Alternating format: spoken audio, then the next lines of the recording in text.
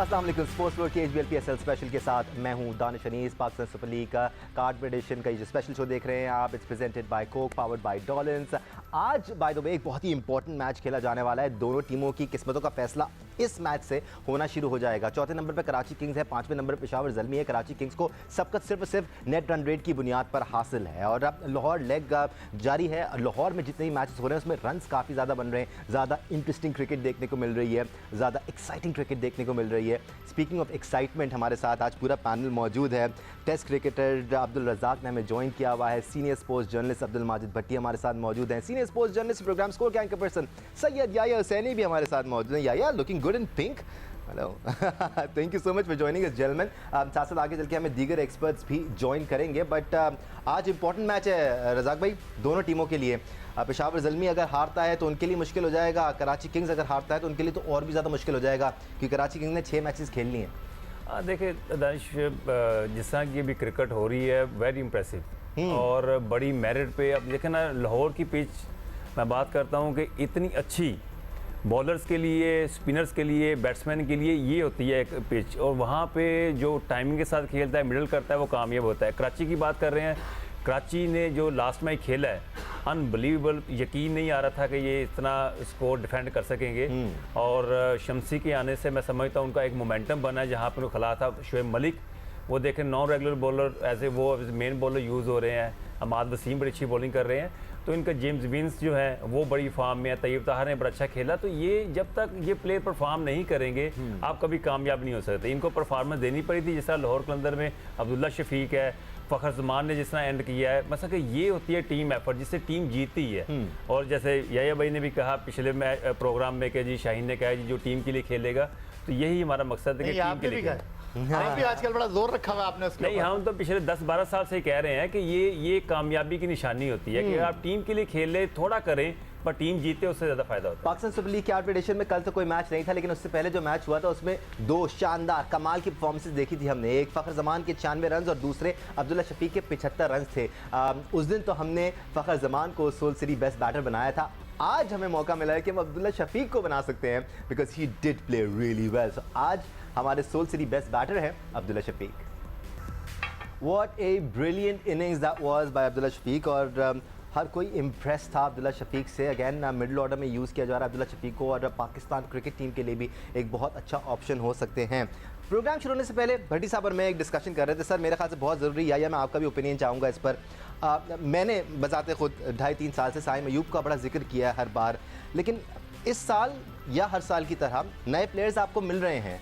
जिम्मेदारी लेनी इन प्लेयर्स को बहुत ज़्यादा ज़रूरी है। खासतौर पर अगर पेशावर ज़ल्मी के मैच की बात करें, लाहौर कलंदर के खिलाफ था, बाबर जल्दी आउट हो जाते हैं। उस सिनेरियो में आपके 50 रन काफ़ी नहीं है। You need to play on, you need to go on and make a century and play for your team, और उसको टीम को मैच जिताकर देना है, तो फिर हम मानेंगे आपको कि आप अच्छे प्लेयर हैं। दानिश, इसमें कोई शक नहीं है कि साइम अयूब में स्पार्क तो है, फ्यूचर टैलेंट है, फ्यूचर स्टार हमें नज़र आ रहा है। अब देखें, यहाँ काम शुरू होता है कोचेस का। जिस तरह की उस दिन 2 गेंदें करवाई शाहीन शाह आफरीदी ने, पहले हारिस को आउट किया फिर बाबर को आउट किया। उस 2 ओवर्स के स्पेल के बाद फिर साइम अयूब का आना और वहाँ से 50 रन बनाना, मेरा ख्याल में वहाँ पर फिर कोचेस को कहना चाहिए था कि भाई 50 के बाद आपने विकेट थ्रो नहीं करनी, अभी आपका मिशन कंप्लीट नहीं हुआ है। लेकिन मेरा ख्याल में यंग है, सीख रहा है, थोड़ा सा अभी हमें उन्हें बेनिफिट ऑफ डाउट देना पड़ेगा।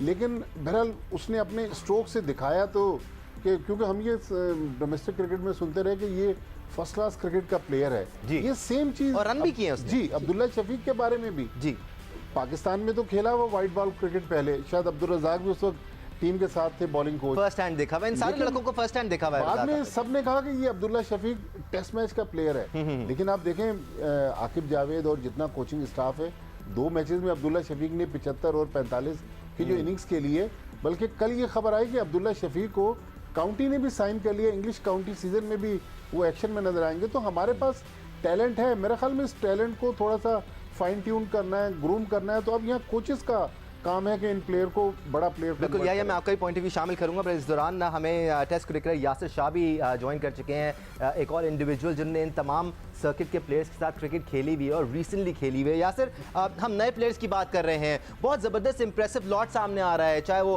हारिस हों, कासिम अकरम हों, साइम अयूब हों, हुरैरा हों और दीगर प्लेयर्स भी हैं जो फर्स्ट क्लास सर्किट में अच्छा परफॉर्म करते हैं। लेकिन इन प्लेयर्स से भी हमें और ज़्यादा एक्सपेक्ट करना है यासिर। साइम अयूब या हारिस ये 50-50 के प्लेयर नहीं है, ये ऐसे प्लेयर हैं कि खड़े हो जाए तो मैच जिताकर इनको आना चाहिए। ठीक है, यासिर शाह से हमारा राब्ता मुनक़ता हो गया है, बट या आप भी बहुत एक्सपेक्ट करते हैं। आप जब भी यंगस्टर्स आते हैं हम इनको उठाते भी हैं और इनको क्रिटिसाइज़ भी करते हैं, इनकी हैंडलिंग कितनी अहमियत है, क्या अहमियत है? दानिश, पहले तो मैं आपकी बात से डिसएग्री करूंगा कि मैं बहुत ज़्यादा इनसे उम्मीद करता हूं, बिल्कुल नहीं करता मैं उम्मीद। और उसकी बुनियादी वजह है कि हमारी रात की ट्रांसमिशन होती है, हारना बना है। अब्दुल रज़ाक साहब, आई डोंट नो कि मरियम नफीस को हराना चाहते हैं या कीमती मोबाइल जीतना चाहते हैं, ये तो यही जवाब दे सकते हैं। लेकिन उन्होंने 2 बातें कही हैं गुज़िश्ता कुछ दिनों में, और वो बात मैं आगे लेकर उसको कंटिन्यू करना चाहूँगा। एक बाबर आजम के बारे में इन्होंने कहा कि नो डाउट बेहतरीन प्लेयर हैं, वर्ल्ड रैंकिंग में टॉप पर है, लेकिन अब उनको एग्जीक्यूशन करने की ज़रूरत है, अपने खेल को तब्दील करने की ज़रूरत है, out of the box thinking करने की ज़रूरत है। साथ साथ इन्होंने ये भी कहा कि भाई आप लोग इतने आसमान पर ना बिठाएं, चांद पर ना लेकर जाएं, ये जो प्लेयर आए हैं इनको थोड़ा सा मौका दें। एक दिन में आप ये प्लानिंग नहीं कर लेंगे भाई ये फला का सब्सटीट्यूट होगा, इस तरह हमने बहुत सारे खिलाड़ियों को ज़ाया किया है। लेकिन एक बात मैं यहाँ ऐड करना चाहूँगा, साइम अयूब हो गए, तैयब ताहिर हो गए, या फिर मिर्ज़ा ताहिर बेग हो गए, या एहसान उल्लाह हो गए, या जो है वो जो आपके ओसामा मीर हैं जो पाकिस्तान से वनडे इंटरनेशनल या कासिम अकरम है, जितने भी मोहम्मद हारिस भी। सर मोहम्मद हारिस तो है ना इस वक्त, लेकिन मैं ये कहना चाह रहा हूँ कि आपको इतनी जल्दी इनके साथ अभी करना नहीं चाहिए। लेकिन एक चीज़ ये है कि हमारे पड़ोसी मुल्क भारत ने एक पूल ऑफ प्लेयर बनाया, आपको 30 खिलाड़ियों के नामों का ऐलान कर देना चाहिए। और आपको जो है कुछ सीरीज में, क्योंकि ये साल आपका T20 क्रिकेट का नहीं है, ये साल आपका वनडे क्रिकेट का है, तो जो T20 के मैचेस हैं आपको इन खिलाड़ियों को मौका देने की ज़रूरत है, आपको ये करने की ज़रूरत है, क्योंकि अगले वर्ल्ड कप में बहुत सारे खिलाड़ी आपके पास नहीं होंगे। एक चीज़ और मैं मेंशन करना चाहूँगा, जो हमारे बड़े प्लेयर यहाँ पर खेल रहे हैं, खासतौर पर इस्लामाबाद यूनाइटेड के कप्तान शादाब खान, उनको देखकर मैं बड़ा हैरान हुआ कि वो अबरार अहमद को पावर प्ले में गेंद करने के लिए लेकर आ रहे हैं, अबरार अहमद को वो क्रूशल टाइम पे बॉल करने के लिए लेकर आ रहे हैं और वो खुद को बचा रहे हैं। तो मैं चाहूँगा अब्दुल रज़ाक साहब से इस तमाम सूरत हाल पर रोशनी अगर वो डालना चाहें। ठीक है रज़ाक, हम आपसे इस बारे में ज़रूर बात करेंगे। अब senior sports journalist Alia Rashid में ज्वाइन कर चुके हैं। आलिया, ये डिस्कशन इसलिए भी इम्पोर्टेंट है कि हम नए प्लेयर से, नए आने वाले प्लेयर से ज़्यादा एक्सपेक्टेशन रखें। किसी भी एक टीम में 1-2 बड़े प्लेयर तो होते हैं, लेकिन ऐसा भी नहीं होना चाहिए कि पेशावर ज़ल्मी के लिए बाबर खेलेंगे तो पेशावर ज़ल्मी जीतेगा, नहीं खेलेंगे तो बाकी कोई जिम्मेदारी नहीं लेगा। तो याहिया ने तज्जिया किया है और जो सजेशन दी है ना, मैं इस पे बात करना चाहती हूँ। ये बड़ी ज़बरदस्त बात है और हम लोग काफ़ी अर्से से ये पाकिस्तान क्रिकेट बोर्ड को कहते रहे हैं कि आप ये जो पूल है अपना प्लेयर्स का, उसको डिफाइन करें और फिर उनको सामने वो 30 प्लेयर्स को रख के उनके मुताबिक जो उनकी कमजोरियां हैं, जो उनके प्लस पॉइंट्स हैं, उन पर काम किया जाए। और फिर आपको पता हो, क्योंकि देखिए दानिश, हम कई दफ़ा ये चीज़ पहले भी डिस्कस कर चुके हैं कि ये ज़रूरी नहीं है कि वही एक टीम T20 भी खेले जो वनडे खेल रही है और जो वही टीम टेस्ट क्रिकेट भी खेले। तीनों के एक अपने मिजाज हैं, तीनों फॉर्मेट्स के, और उसके मुताबिक जाहिर है T20 में स्ट्राइक रेट बहुत ज़्यादा मैटर करता है।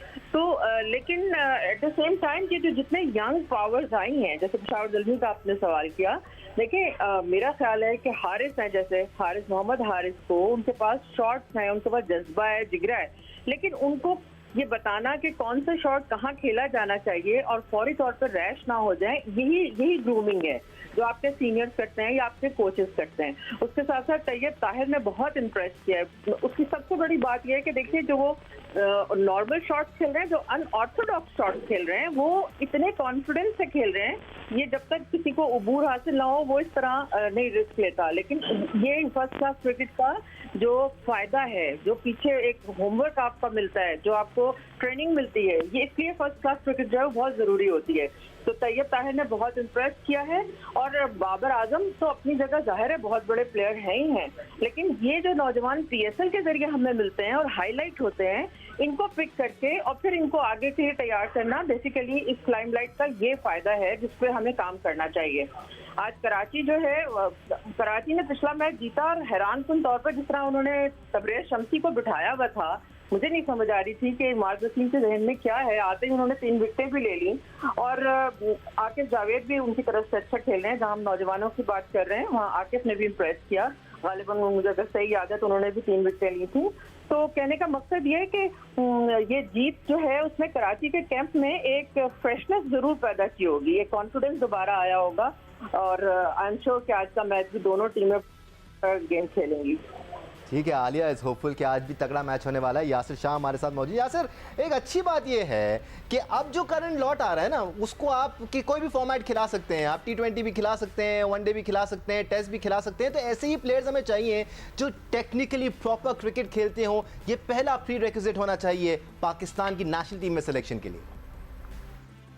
ये कि अगर आप देखें तो बहुत अच्छे प्लेयर्स आ रहे हैं, जैसे सैम अयूब है, जिस तरह ताहिर ने परफॉर्म किया, जिस तरह अब्दुल्ला शफीक ने T20 में जिस तरह परफॉर्म किया, पहले मैच नहीं खेले थे। इस तरह आकिफ जावेद है जो फास्ट बॉलर है, अभी हसीबुल्ला है पेशावर ज़ल्मी के साथ अभी खेला नहीं है, वो भी अच्छा प्लेयर है। बंगल्स आई हैं जो बलूचिस्तान के प्लेयर्स है, वो अच्छा, मतलब अभी उसने पिछले दो मैच में परफॉर्मेंस से नहीं हुआ, लेकिन उसने डोमेस्टिक में बहुत अच्छी परफॉर्मेंस दी है। तो ये कि ये प्लेयर्स आ रहे हैं और ये पाकिस्तान के लिए अच्छी बात है, क्योंकि ये अभी शोर है टीवी पे शोर, क्योंकि डोमेस्टिक में तो परफॉर्म कर रहे थे, लेकिन इतने बड़ी इवेंट पे परफॉर्म करने बहुत ज़बरदस्त बात। वाकई में जब इतने बड़े प्लेटफॉर्म पर परफॉर्म करते हैं तो आपको एक्सपीरियंस भी मिलता है। थोड़ा सा स्पेसिफाई करते हैं अपने डिस्कशन को। बड़ी साहब, आज के मैच पर आ जाते हैं। पेशावर ज़ल्मी का कुछ लेकिन मसला? उससे पहले रज़ाक से जो मैंने सवाल किया। सर आ जाइए। 3 बातें हैं। अच्छा, याद था मुझे, मैं निकल गया था। क्योंकि अच्छी बात है कि याहिर भाई इसको ज़रा ब्रेकिंग न्यूज़ बना के ना प्रेजेंट करते हैं। सही है, अच्छी बात। 3 बातें हैं हर प्लेयर के बारे में कि सिचुएशन देखनी चाहिए जी। आपने इंटेंट देखनी है कि एक 150 हुआ है तो वह कैसे खेलता है, अगर 200 हुआ है तो वो कैसे खेलता है, अगर पहले बैटिंग है तो उसके माइंड में क्या है, ये इंटेंट देखने की बहुत ज़रूरत है।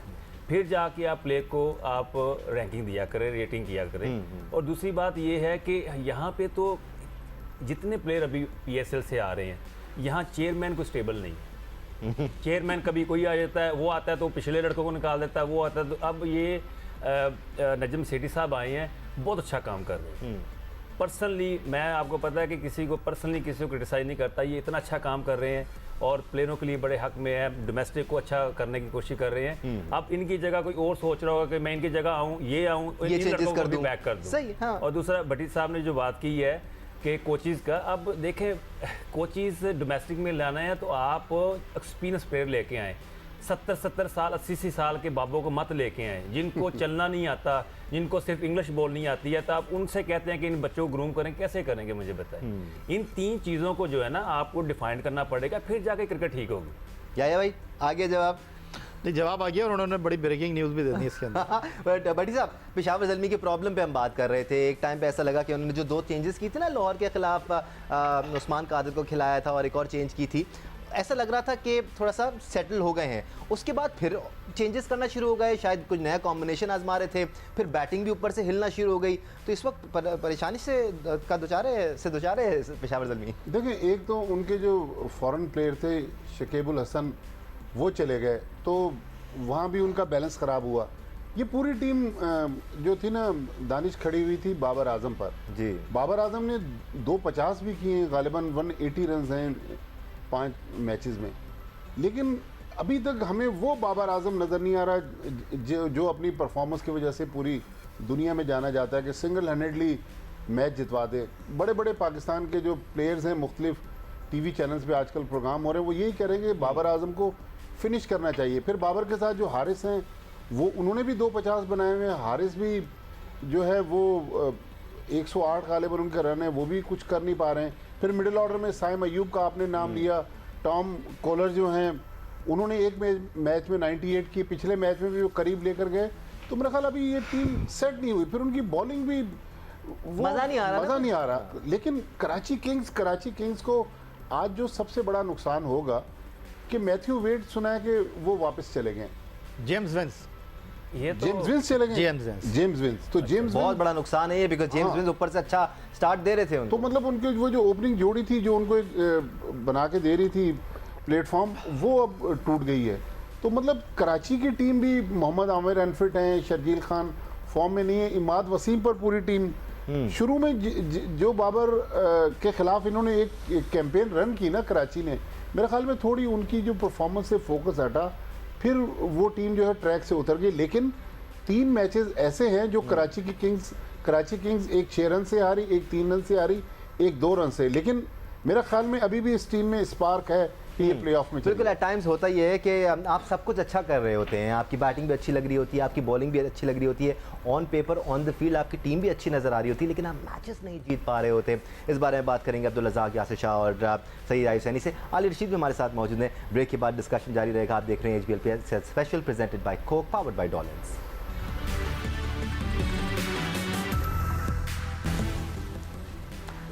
Welcome back once again to sports flow. HBL PSL special बात हो रही है आज खेले जाने वाले मैच की। Peshawar Zalmi versus Karachi Kings, everything to play for.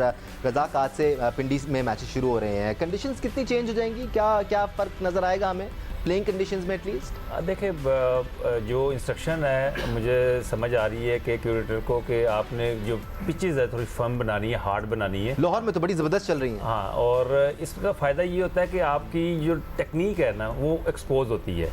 अगर आप उस लाइन में आके खेलते हैं, मिडल करते हैं तो कामयाब होते हैं, यहाँ पे चलाने वाला बंदा आउट हो जाता है। तो अच्छी बात ये है, और पिंडी में मैच है, पिंडी रात को वेदर ठंडा हो जाता है जी जी, और वहाँ पे मूवमेंट काफ़ी मिलती है। जैसे अभी पेशावर के पास वहाब है, अरशद इकबाल बड़ी अच्छी बॉलिंग कर रहे हैं, तो इनको चाहिए कि अगर इन्होंने मैच जीतना है तो ऊपर से इनको विकेटें लेनी पड़ेंगी। या ब्लेसिंग इन डिस्गाइज है ये कराची के लिए कि विंस नहीं है, शर्जील खान आएंगे। शर्जील खान भी ऊपर से तेज़ खेलते हैं, खुल के खेलते हैं, नेचुरल अंदाज में खेलते हैं। देखिए दानिश, मैं तो इस बात के हक में था कि शर्जील जो है ना वो पहले 11 के अंदर हों। अच्छा। और उनको पहले मैच के बाद उन्होंने ड्रॉप कर दिया, 2 मैचों के बाद। बस उनके लिए ब्लेसिंग एंड डिस्गाइज, बिल्कुल ठीक कह रहे हैं आप। अब विंस की जगह वो आए तो भारी रिस्पॉन्सिबिलिटी उनके कंधों पर है। लेकिन अगर आज के मैच की आप बात करते हैं तो मेरा ख्याल है कि कराची किंग का मैं अपर हैंड देख रहा हूँ। लेकिन अब्दुल रज़ाक ने बिल्कुल दुरुस्त कहा कि पिछले मैच की अगर आप बात करते हैं कि विकटें नहीं ली बाबर आजम ने, और उन्होंने कोशिश की कि कंटेन किया जाए। T20 क्रिकेट में आप कंटेन नहीं कर सकते, आप विकटें लेंगे तभी आप जो है वो मैच के अंदर रहेंगे। तो अब बाबर आजम की कप्तानी के ऊपर भी बहुत सारे सवालात हैं, तो देखना ये है कि वो किस तरह कप्तानी करते हैं आज के मैच में। बट कराची के लिए अगर और मगर वाली सिचुएशन है, आगे कुआं है पीछे खाई है, अब उनके पास पीछे मुड़कर देखने का मौका है नहीं। तो अब देखना ये है कि किस तरह Imad Wasim, tailor made situation थी, अच्छी टीम उनकी खेली थी। अब पिंडी में स्पिनर्स का क्या रोल होता है, यहाँ पर इमाद वसीम और बाबर आजम की कप्तानी का भी मुकाबला है। जिस कुएं और खाई की यायो सैनी बात कर रहे हैं, पॉइंट्स टेबल में ज़रा देख लेते हैं what exactly he is trying to say. Points table दिखाते हैं हम आपको।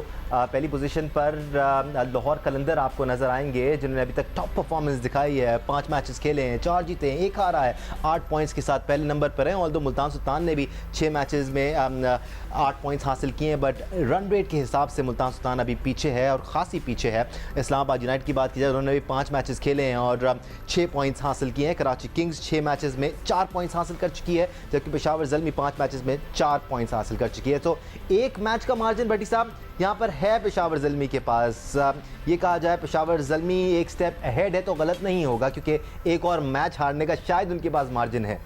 दानिश, बिल्कुल पेशावर ज़ल्मी को थोड़ा सा एडवांटेज है, लेकिन आप देखें कि टॉप की जो 3 टीमें हैं ना, वो बिल्कुल एक अलग क्लास के क्रिकेट खेली। ये बॉटम वाली 3 जो हैं ये आपस में जो है वो एक दूसरे की पार्टी स्पॉइल करेंगी।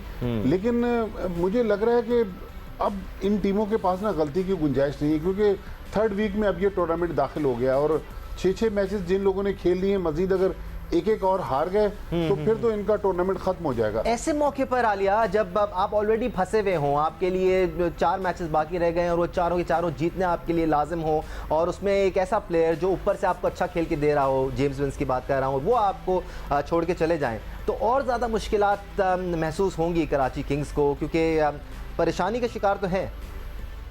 हाँ, यकीनी तौर पे देखिए, जेम्स विंस जो है वो बेसिकली फर्स्ट डाल रहे थे जो ऊपर से इनिंग्स खेल रहे थे। हालांकि वेट का जो ऊपर उन्होंने भेजना था कराची का, मैं उसको बड़ा अप्रिशिएट करती हूँ। और मगर हमने देखा सरप्राइजिंगली कि वेट भी जो है वो 45 रन बना रहे थे। तो बट स्टिल बहुत बेहतर होगा। आज शर्जील के साथ देखेंगे कराची के जो इश्यूज है ना, अगर आप उसको हाईलाइट करना चाह रहे हैं दानिश, तो मुझे लगता है कि जो उनकी बॉलिंग की जो पिक है, कि जैसे आमिर यामीन है, मोहम्मद आमिर हैं, अब आई होप सो कि आज वो मैच खेल रहे हो। फिर एक एंड्रयू टाई मुझे समझ नहीं आए, जेम्स फुलर कहाँ से आ गए, मीर हमजा उन्होंने पिक किए थे, उन्होंने खेल पाए। तो कुछ बहुत वो नहीं थी कमाल की, कोई पेसर जो है वो इतने मजे के नहीं लगे, थैंक यू। उसकी वजह से उनकी पिटाई भी हुई और बहुत इश्यूज हुए। लेकिन जो इशू आ रहा है वो यही है कि अगर आपके पास बेहतरीन प्लेयर जैसे शमसी बैठे हुए थे वहां पे, तो आपने उनको खिलाया, आतिफ जावेद को खिलाया, तो आप अपनी बेंच स्ट्रेंथ के साथ खेल रहे हैं, तो ये बहुत आपको वो ज्यादा अच्छा परफॉर्म करके दे रहे हैं। तो ये कप्तान की जो सिलेक्शन है 11 की मैनेजमेंट की, वो बहुत इंपॉर्टेंट है। इसी तरह पेशावर पे मैं कमेंट करना चाह रही थी कि उनका जो ऊपर टॉप, और देखें जो मर्जी आप कहें, लेकिन उन्होंने लाहौर के खिलाफ 200 चेस कर ही रखा, ठीक है। और उनका जो इशू आ रहा है वो मिड ऑर्डर से ज्यादा मुझे मसला जो है वो नीचे राजा पास्का है, निशम है, पावल है, ये फिनिश उस तरह नहीं कर पा रहे। बड़ी ऑर्डरली इनिंग है तो फिनिशर लेकिन कर नहीं पा रहे। जी बिल्कुल। तो मजे का मैच होना चाहिए, लेकिन कौन अपनी गलतियों से कितना सीखता है और किस मोमेंट का उठाता है वो देखना पड़ेगा। ये जो लाहौर वाले मैच की मैंने मिसाल दी ना दानिश, तो एक बहुत इंटरेस्टिंग चीज थी उसमें कि पेशावर ने जो पावर प्ले है उसमें 63 रन स्कोर किए थे, लाहौर ने सिर्फ 36 किए थे। ये वो मैच है जो 221 जिसमें 242 बन गया था। जी जी हाँ जी। तो वो ये नहीं हमें देखना चाहिए कि पावर प्ले को सिर्फ कैसे इस्तेमाल किया, मिडिल ऑर्डर्स में, मिडिल ओवर्स में आप विकेटें कैसे ले रहे हैं, मिडिल ओवर्स में रन रेट कहाँ जा रहा है, और फिनिशिंग लास्ट 5 ओवर्स में आपकी कौन सी टीम कैसे खेल रही है, ये बहुत ज्यादा इस पर डिपेंड करता है। ठीक है, हम मिड स्टेजेस में आ गए हैं पाकिस्तान सुपर लीग के 8वें स्टेज 8वें एडिशन में। तो जरा टॉप 5 बॉलर्स और टॉप 5 बैट्समैन को भी डिस्कस कर लेते हैं, फिर अपने एक्सपर्ट्स को ऑन बोर्ड लेंगे कि कौन इस बार अच्छा लग रहा है। तो सबसे पहले टॉप 5 बैट्समैन आपकी टेलीविजन स्क्रीन पर है। नंबर 1 पर है मोहम्मद रिजवान। एक बार फिर उनका बल्ला रन उगल रहा है। 6 मैचेस में 358 रन बनाए हैं with the best score of 110। 89 की एवरेज से खेल रहे हैं, strike rate of 141। Fakhar Zaman ने 5 मैचेस में 235 रन बनाए हैं with the best score of 96। 47 की एवरेज से खेल रहे हैं 172 के स्ट्राइक रेट के साथ, जो कि अमेजिंग है लाहौर कलंदर के लिए। रॉयली रूसो ने भी खासे रन बनाए हैं, 5 मैचेस में 225 रन कर चुके हैं। 78 उनका बेहतरीन स्कोर है, 56 की एवरेज से खेल रहे हैं और 166 के स्ट्राइक रेट से खेल रहे हैं। Imad Wasim has been amongst runs, 6 matches में 180 रन बना चुके हैं with the best score of 80। 90 की एवरेज से इमाद वसीम ने भी खेला है, 176 के स्ट्राइक रेट से इमाद वसीम अपनी टीम के लिए परफॉर्म करते आ रहे हैं। अनफॉर्चुनेटली फिर भी कराची किंग्स मैच नहीं जीत पा रही है। बाबर आजम इस वक्त 5वें नंबर पर हैं, 5 मैचेस में 178 रन कर चुके हैं एट एन एवरेज ऑफ 44.50। या before we move on towards the bowlers, Multan Sultan कोई वजह है कि अभी टॉप पर है? बिकॉज टॉप बैट्समैन में भी उनके प्लेयर्स हैं, टॉप बॉलर्स में भी उनके प्लेयर्स हैं। देखिए, मुल्तान सुल्तान के लिए अब आने वाले मैच इतने आसान होंगे नहीं, क्योंकि अब उनके पाँव ज़मीन पे नहीं लगेंगे, अब वो हवा में रहेंगे। पहले वो कराची आए हैं, अब लाहौर जाएंगे, लाहौर से अब वो जाएंगे पिंडी। तो जितने उन्होंने आराम करने वाले मैच थे वो खेल लिए हैं। तो अब देखना ये होगा कि वो एटमॉस्फेयर चेंज होने से, माहौल चेंज होने से कैसे अपने आप को एडजस्ट करते हैं। उनके साथ पिछले सीज़न में भी ऐसे ही हुआ था। और ये जो आपने टॉप 5 बैट्समैनों का चार्ट दिखाया है, वाज़े कर रहा है। आप देखें 141 का स्ट्राइक रेट है रिजवान का, 172 का स्ट्राइक रेट है फ़खर का, ये 2 ओपनर हैं। और उसके बाद बाबर आजम का स्ट्राइक रेट जो है 130 है। और जितने भी यहाँ पर टॉप 5 बैट्समैन हैं वो सब 140 प्लस के स्ट्राइक रेट से खेल रहे हैं। तो आप बताएं मुझे कि बाबर आजम कौन से ज़माने की क्रिकेट खेल रहे हैं। ठीक, हम टॉप 5 बॉलर्स को भी देख लेते हैं रज़ाक, फिर हम आपकी तरफ आते हैं। Let's have a list, look at the list of the top 5 bowlers. Top 5 bowler में सबसे पहले जी आपको एहसानुल्लाह का नाम नजर आएगा। What a find Ihsanullah has been. 6 matches में 14 विकेट ले चुके हैं और 5.53 की इकॉनमी से बॉलिंग की है। बेस्ट फिगर्स इनके 5 for 12 हैं। शाहनशाह आफरीदी ने 5 मैचेस में अभी तक 10 विकेट हासिल किए हैं। बास आफरीदी ने 5 मैचेस में 10 विकेट हासिल किए हैं। उसामा मीर ने 6 मैचेस में 9 विकेट हासिल किए हैं, जबकि मोहम्मद हसनैन ने भी 5 मैचेस में 8 विकेट हासिल किए हैं। Best figures of 3 for 13। Razzaq, अच्छे ऑप्शंस हैं बॉलिंग में हमेशा से पाकिस्तान के पास, लेकिन स्पिन डिपार्टमेंट में थोड़ा सा हम शायद पीछे नज़र आ रहे हैं आजकल। देखिए, पिचेस जो हैं वो सूटेबल नहीं है स्पिनर के लिए। जो कराची का लास्ट मैच हुआ है उसमें थोड़ी सी हेल्प मिली उनको। अदरवाइज देखें, राशिद बॉलिंग कर रहे हैं तो वो अपनी एबिलिटी की वजह से बच रहे हैं, और सिकंदर रजा कर रहे हैं अपनी एबिलिटी की वजह से कर रहे हैं। पर यहाँ पे जो है ना एहसानुल्लाह, ये बड़ी अच्छी फाइंड है, क्योंकि ये इस सिचुएशन पे इतनी अच्छी बॉलिंग करनी, और ये नहीं है कि उसने शुरू में अच्छी बॉलिंग कर दी एंड में मार खा रही है। उसने हर मुश्किल वक्त में जहां टीम को जरूरत थी वहां पे उसने डिलीवर किया, अच्छा ओवर किया। तो ये एबिलिटी होती है। अब उसको देखें, इसको कैसे लेके चलते हैं। बाकी बैट्समैनों की बात करते हैं तो जिसका स्ट्राइक रेट 150 से नीचे है उसकी बात ना करें। 150 के ऊपर है तो उसकी बात किया क्योंकि उसी तो सिचुएशन 130 में का आप अगर मैच किसी का हो जिताते तो- हैं। नहीं बात मैंने ठीक है, या we'll talk more about it. आज के प्रोग्राम का टाइम खत्म हो गया है। अब्दुल माजिद भट्टी साहब, अब्दुल रज़ाक, सैयद हुसैनी, आलिया रशीद, आप सबका बहुत शुक्रिया। यासिर शाह ने भी हमें ज्वाइन किया, आप सबका शुक्रिया। देखने के लिए HBL PSL का कॉम्पिटिशन एंजॉय करते हैं। अल्लाह हाफ़िज़।